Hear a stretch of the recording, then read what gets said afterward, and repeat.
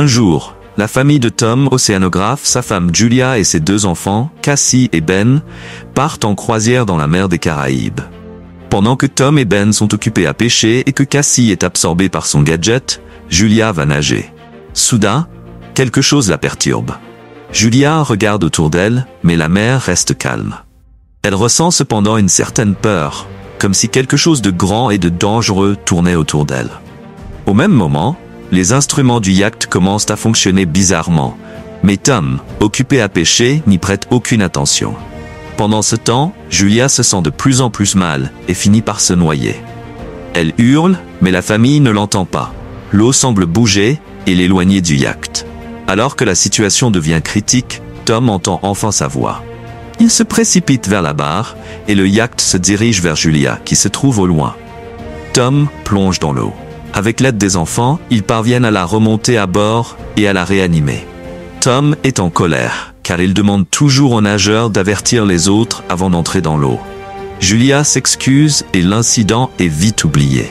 De plus, la famille a une raison de faire la fête. Aujourd'hui, c'est le 13e anniversaire de leur fils Ben. Tom allume les bougies du gâteau et tout le monde félicite Ben, qui reçoit des cadeaux. Tandis que Cassie prend une photo de groupe de la famille heureuse. À ce moment-là, le petit ami de Cassie l'appelle. Il lui demande des nouvelles de la baignade, mais soudain, une tempête soudaine et intense éclate en arrière-plan. Cassie est inquiète, mais son petit ami la rassure en lui disant qu'il est en sécurité. La connexion est coupée.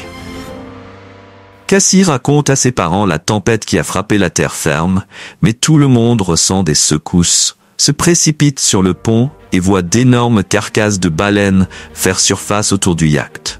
Tom explique que parfois les baleines sont désorientées pendant les tempêtes, mais ces animaux poussent le yacht, menaçant leur sécurité. Tom plonge dans l'eau et revient bientôt à bord, blessé. En essayant de comprendre ce qui se passe, il s'est coupé sur l'hélice. Julia a recousu la coupure sur l'épaule de son mari et il lui explique que les axes du yacht semblent tordus, probablement à cause d'un choc avec la queue. Il est peu probable qu'il puisse repartir. Plus tard, Cassie tente de rétablir la communication, mais il n'y a aucun signal. La radio ne capte aucun signal non plus. Tom commence à calculer leurs provisions. Il y a assez d'eau pour environ 4 jours, pas plus, mais ils sont sur une route maritime, donc quelqu'un va forcément les trouver. Cependant, des bruits inquiétants viennent de l'extérieur, et lorsque la famille sort sur le pont, ils voient des objets lumineux tomber du ciel. Ils tombent de plus en plus près, et Tom, prenant un risque, démarre le moteur. Il parvient à éloigner le yacht de la prochaine météorite, mais le moteur est finalement endommagé. L'objet suivant tombe si près que la famille peut voir qu'il s'agit de satellites artificiels de la Terre. Un vent fort se lève et les instruments de bord se détraquent. La famille terrifiée se cache à l'intérieur du yacht, ballotté par les vagues. Ils enfilent des gilets de sauvetage et se préparent au pire lorsqu'un étrange bruit de sonnerie se fait entendre, provoquant des saignements de nez et des nausées. Tom tente de demander de l'aide avec un pistolet lance-fusée, mais en vain. La famille survit de justesse à la nuit. Au matin, ils sont soulagés de se retrouver en vie, mais il y a un trou béant sur le flanc du yacht et on ne sait pas pourquoi ils sont toujours à flot. La famille sort et reste figée de stupeur. L'eau a disparu et leur bateau repose sur un éperon rocheux au milieu d'un désert de pierres où se trouvait autrefois l'océan. Quelque temps plus tard, Tom tente de rassurer sa famille en lui disant que tout le monde n'a pas pu périr. Il prend des mesures et se rend compte que la boussole est fausse. Le nord n'est pas là où il devrait être. Cela signifie que les pôles de la Terre se sont déplacés. Une telle chose s'est déjà produite sur Terre. Mais il y a bien longtemps. Il s'avère que la mer s'est retirée là où se trouvait autrefois la Terre, et que l'humanité a probablement péri. Cassie ne supporte pas cette révélation et court vers la cabane, demandant à être laissée tranquille. Julia fait l'inventaire des provisions restantes, tandis que Ben lâche dans le ciel un tas de ballons colorés, espérant que des survivants viendront à leur secours. Pendant ce temps, Tom allume la radio et envoie des signaux de détresse. De façon inattendue, il entend une réponse. C'est de Naoto, le capitaine d'un petit submersible. Ils étaient en eau profonde lorsque la catastrophe s'est produite, et c'est grâce à cela qu'ils ont survécu. Cependant, tous les systèmes de communication ont échoué, et attendre de l'aide est vain. Selon ses calculs, la mer va revenir dans une semaine environ, et elle sera très agitée. L'homme leur conseille donc de trouver un terrain plus élevé et d'y rester. Julia ordonne aux enfants de faire leur bagage. Tom demande directement au capitaine s'il peut sauver leurs enfants. Naoto explique que le submersible est très petit. Malheureusement, le partenaire de Naoto est mort et il ne peut emmener qu'une seule personne. Après quelques efforts de persuasion, Tom convainc Naoto d'emmener les deux enfants et il lui fournit ses coordonnées. Tom trace un itinéraire sur la carte nautique et promet d'atteindre l'endroit d'ici quelques jours. Le lendemain matin, la famille est presque prête à embarquer pour son voyage. Tom monte sur le pont et voit soudain un homme avec un chien s'approcher. Il s'approche de lui et le salue, mais remarque que l'homme est blessé. Il offre de l'eau au voyageur. L'homme la boit et frappe soudainement Tom au visage, ce que Julia voit. Elle se précipite vers son mari, tandis que le voyageur enfonce une lance de fortune dans la poitrine de Tom. Le chien tient Julia à distance, même si elle-même se fige d'horreur. Réalisant qu'il n'y a aucun moyen de sauver son mari, elle court vers le yacht. L'homme la poursuit et la blesse au bras. Néanmoins, Julia monte sur le pont, et les enfants, entendant ses cris, courent à son secours. Ensemble, ils barricadent les portes de la cabine. Après cela, Julia cache Cassie et Ben dans un casier, donne à sa fille le pistolet lance-fusée et lui ordonne de ne tirer qu'en dernier recours. Pendant ce temps, le tueur essaie de défoncer les portes et y parvient finalement. Julia se cache dans la salle de bain, soigne sa blessure, entre et l'intrus se dirige directement vers la cuisine et prend de la nourriture. Il est clair qu'il a très faim. Tenant une boîte de conserve, l'homme commence à fouiller le yacht, tandis que Julia s'arme d'un couteau de cuisine. Il entre dans la cabine, mais la femme saute par-dessus bord et se cache sous le yacht. Le tueur regarde à travers le trou, mais ne la voit pas. Cependant, le chien attaque Julia, la forçant à le tuer. L'homme entend le cri, sort et trouve le corps du chien. Pendant ce temps, Julia remonte sur le yacht par les hublots du côté opposé. Elle tombe directement entre les mains du tueur. Il la frappe, la jette sur un canapé et lui attrape la gorge avec l'intention de l'étrangler. Cassie est témoin de tout cela et réalise qu'il s'agit du dernier recours. Elle ouvre le casier et tire sur l'homme. Le coup de feu le projette sur le côté, mais la fusée met le feu au yacht. Julia ordonne aux enfants de fuir tandis qu'elle se faufile dans la cuisine. Le tueur, seulement blessé, tente à nouveau d'attaquer. Julia le repousse d'un coup de pied, attrape les sacs emballés et saute par-dessus bord, où Ben trouve le corps de son père. Cassie court vers le cadavre et sanglote dessus. Julia embrasse son mari décédé, mais voyant le tueur sauter du yacht, elle prend les enfants et s'en va. Le bateau explose derrière eux. La famille traverse le désert pierreux et se réfugie bientôt dans un canyon rocheux où coule un ruisseau. Cependant, l'eau est salée et imbuvable.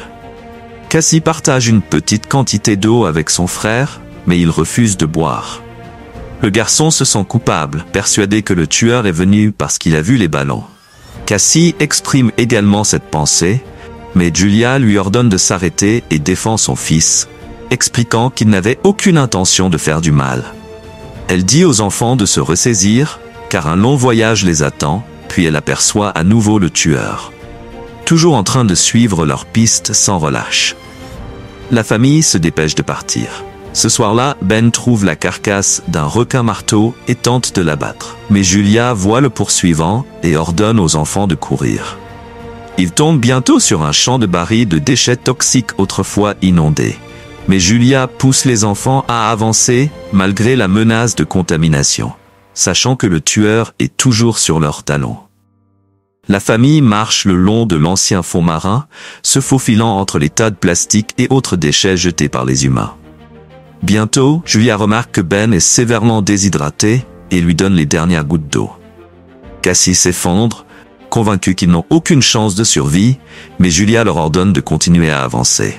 Finalement, ils trouvent le fuselage d'un avion qui s'est écrasé dans la mer il y a longtemps et rampent à l'intérieur pour se reposer. Julia examine la dernière photo de leur famille et raconte l'histoire de sa première rencontre avec Tom, qui a eu lieu à son hôpital, où Tom avait été amené avec un accident de décompression après une plongée ratée.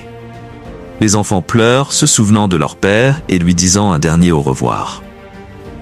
La nuit, Cassie est réveillée par un bruit et sort pour s'asseoir près de l'avion. Dans l'obscurité, le tueur s'approche d'elle, sans savoir que la jeune fille lui sert d'appât. Alors qu'il s'apprête à l'attraper, Julia lui tend une embuscade et poignarde l'homme avec un couteau.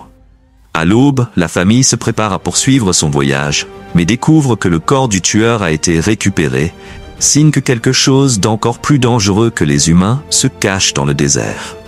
Ils continuent leur route. Julia consulte la carte lorsque Ben se précipite soudainement devant. Sa mère lui crie d'arrêter, mais le garçon court vers une flaque d'eau salée et parvient à boire quelques gorgées. Julia l'entraîne, mais le garçon tombe malade.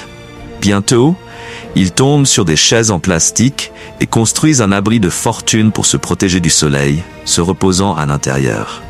Soudain, Julia entend des bruits étranges. Elle sort et voit quelque chose qui la force à réveiller les enfants. Se rendant compte du nouveau danger, ils commencent à courir. Bientôt, ils aperçoivent au loin un grand navire entouré de conteneurs écrasés et de quelques personnes errantes. Julia les appelle, mais ceux-ci, voyant des milliers de crabes géants, se précipitent dans un conteneur et verrouillent les portes, ignorant ses appels à l'aide. Les trois grimpent sur un conteneur, mais les crabes parviennent à blesser Julia à la jambe. Néanmoins, Julia, Cassie et Ben sont assis sur le toit et regardent les crabes pénétrer par une fente dans les portes, tuant tout le monde à l'intérieur, malgré les tentatives des gens pour les repousser. Julia attache un foulard autour de sa jambe et s'évanouit. Le lendemain matin, elle se réveille seule, terrifiée, et appelle les enfants, mais il s'avère que les crabes sont partis et que les enfants sont descendus chercher de la nourriture et des armes. Julia cautérise sa blessure tandis que Ben examine les armes retrouvées. En fouillant dans les conteneurs, il trouve une petite quantité de nourriture et d'eau. Dans la poche d'un des défunts, Julia trouve une radio et contacte Naoto. Il lui répond qu'il a lui aussi été attaqué par des arthropodes des profondeurs. D'après ses observations, la mer reviendra bientôt. C'est pourquoi les créatures ont émergé. Julia le supplie de sauver ses enfants. Mais elle ne sait pas où aller, car elle a perdu la carte. Naoto tire une fusée éclairante. Ben voit la direction et la famille se précipite vers elle. Bientôt, il voit un sous-marin jaune au loin, mais l'atteindre est difficile en raison du relief de l'ancien fond marin. Cassie n'apprécie pas que sa mère lui parle de sauver les enfants, mais Julia refuse de répondre et pousse la famille à aller de l'avant. Ils sont obligés de traverser un canyon contaminé par des déchets toxiques. À un moment donné, ils sont pris dans un éboulement et Julia se retrouve séparée des enfants. Elle leur ordonne de continuer et lorsque Cassie refuse, Julia la supplie de sauver son frère. Cassie et Ben parviennent à sortir du canyon et à atteindre le sous-marin, mais à l'intérieur il n'y a personne. Soudain, Naoto, gravement blessé, surgit de derrière le bateau.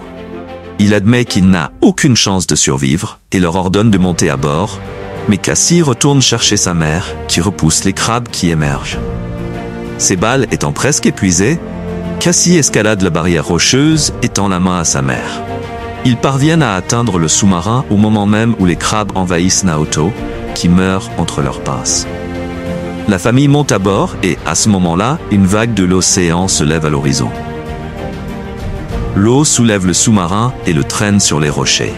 Alors que Julia regarde défiler devant ses yeux tout ce qui s'est passé ces derniers jours, elle s'évanouit.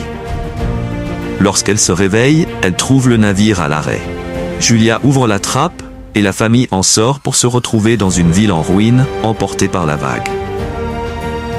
Malgré un excellent concept, le film n'a pas réussi à avoir un impact, en grande partie à cause des nombreuses erreurs commises par ses créateurs. Merci d'avoir regardé jusqu'à la fin.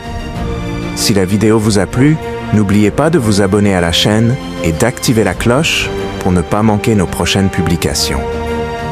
Partagez aussi la vidéo autour de vous pour en faire profiter d'autres personnes. À très bientôt pour de nouveaux résumés passionnants.